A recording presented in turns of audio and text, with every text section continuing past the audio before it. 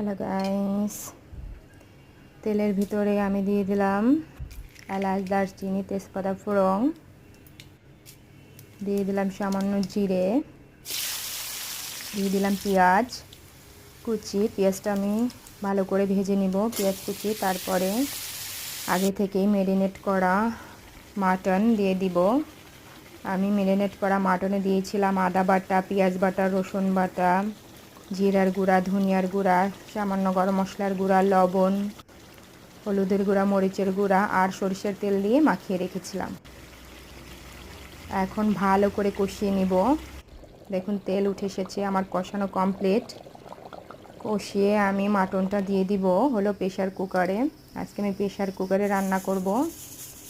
এই যে দেখুন সিটি চলে এসেছে, প্রায় এরকম 5-6টা সিটি আমি দিয়ে নিয়েছি।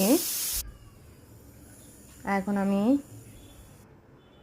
গ্যাসটা যাওয়ার জন্য অপেক্ষা করছি। গ্যাস চলে গেছে। এখন আমি ঘি গরম মশলা দিয়ে দিচ্ছি। ভালো করে ঘি গরম মশলা দিয়ে ঝোলটা আমি ফুটিয়ে নিব।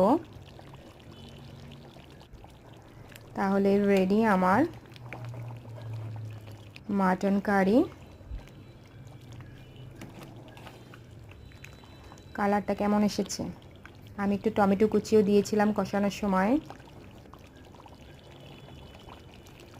আপনারাও চাইলে দিতে পারেন। আমার ভিডিওগুলো ভালো লাগলে অবশ্যই আমার চ্যানেলটা সাবস্ক্রাইব করবেন, তার সাথে লাইক করবেন, শেয়ার করবেন আর কমেন্টস করবেন।